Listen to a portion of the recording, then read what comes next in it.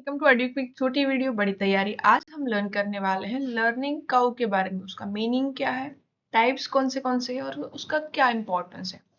तो learning curve जो है वो शो करता है कि how learning happen over time, कि जैसे टाइम के साथ हमारी लर्निंग जो है वो कैसे हो रही है।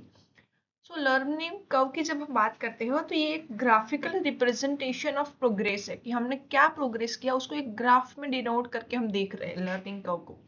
सो एक्स एक्सिस रिप्रेजेंट टाइम और प्रैक्टिस, की जो एक्स एक्सिस हम बना रहे हैं वो क्या डिनोट करेगी, टाइम और प्रैक्टिस को, कि हमने कितना टाइम दिया है या कितनी प्रैक्टिस की है। जब और जो वाई एक्सिस है वो रिप्रेजेंट करेगा परफॉर्मेंस और अचीवमेंट। ये वाला जो वाई एक्सिस आएगा वो क्या बताएगा कि हमारा परफॉर्मेंस कितना है या हमने कितनी चीजें अचीव की है। So it tell us how quickly or slowly someone learns something, कि कोई पर्सन अगर कुछ लर्न कर रहा है तो कितनी फास्ट लर्न कर रहा है, कितना स्लो लर्न कर रहा है, वो आप यहाँ से उस ग्राफ के थ्रू लर्न कर सकते हो। When you practice something like cycling or solving math problem, your performance improve gradually, कि जैसे हम कुछ शुरू करते हैं तो वो धीरे धीरे बढ़ता है। And this pattern can be shown through a curve, और उस पैटर्न को हम एक कर्व के थ्रू डिनोट करते हैं और उसी को हम कहेंगे लर्निंग कर्व। ठीक है, कि पहले आपको उतना अच्छा नहीं आ रहा था, पहले तो बिल्कुल नहीं आ रहा था, फिर जाके आपने थोड़ा थोड़ा करके अपनी स्किल को बढ़ाया है। तो चलो डिस्कस करते हैं टाइप ऑफ लर्निंग कर्व। ठीक है, psychologist have identified different type of learning curve based on how learning progresses. So सबसे पहला है पॉजिटिव एक्सेलरेशन कर्व। ठीक है, कि ये कैसे होता है कि learning is slow but as practice increase performance improve rapidly, कि पहले ये बहुत स्लो था बट जैसे जैसे आप प्रैक्टिस बढ़ाएंगे आपका कर्व बढ़ेगा। ठीक है, कि लर्निंग एग्जांपल है learning to play a musical instrument at first is tough when you suddenly get better, कि पहले बहुत टफ लगता है पर धीरे धीरे प्रैक्टिस करते हो तो अच्छा लगने लगता है, अच्छा परफॉर्म कर पाते हो।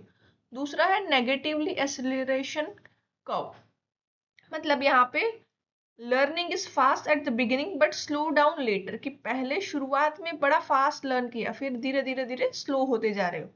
When learning basic computer skill you grasp the basic quickly but advance skill take longer, कि पहले शुरुआत में फर्स्ट जो बेसिक चीज है वो बड़ी फास्ट सीख ली पर बाद में जो टफ चीजें आ रही है उसको सीखने में टाइम लग रहा है, तो वो होगा नेगेटिव एक्सेलरेशन कर्व का example.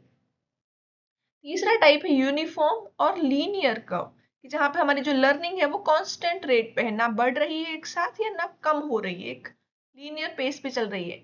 Memorising vocabulary word daily with equal effort, कि हर रोज तुम दो दो दो या पांच पांच वर्ड याद कर रहे हो, तो वो आपकी यूनिफॉर्म और लीनियर कर्व को रिप्रेजेंट करेगा।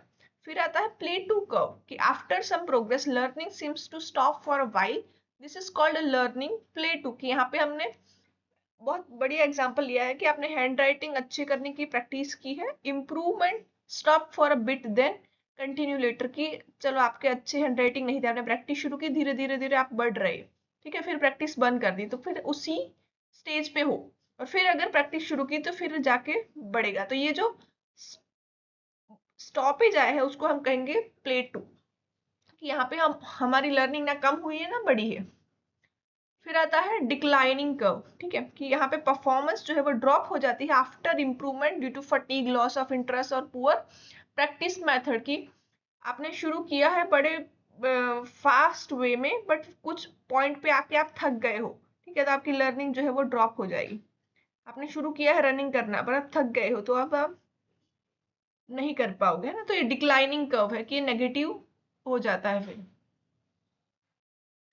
तो क्या इंपॉर्टेंस है, क्यों ये लर्निंग कर्व इतना इंपॉर्टेंट है लर्नर और टीचर के लिए। तो ये हेल्प करता है हमें understand how learning progress happen, कि हमारी लर्निंग कैसे हो रही है। आइडेंटिफाई व्हेन स्टूडेंट फेस प्लेटू और डिफिकल्टीज, अगर स्टूडेंट को प्लेटू और डिफिकल्टी फेस हो रही है तो हम इस कर्व के थ्रू आइडेंटिफाई करेंगे। Adjust teaching strategies to improve performance, की हमारी टीचिंग की स्ट्रेटेजी को हम इम्प्रूव करने के लिए इस कर्व का हेल्प ले सकते हैं। Evaluate the effectiveness of training और इंस्ट्रूमेंट इंस्ट्रक्शन मेथड, की अगर कोई ट्रेनिंग हम दे रहे हैं तो उसको इवेल्युएट करने के लिए भी लर्निंग कर्व हमें हेल्प करेगा। So it's a major mirror of progress, कि हमने कितना प्रोग्रेस किया है उसको देखने का एक मिरर है. Show how efforts and practice shape mastery. So the learning curve reminds us progress may be slow or fast, but consistent practice always lead to improvement. Keep learning, keep growing. Don't forget to like, share and subscribe to EduQuick. छोटी video बड़ी तैयारी for more simplified educational insights. Thank you.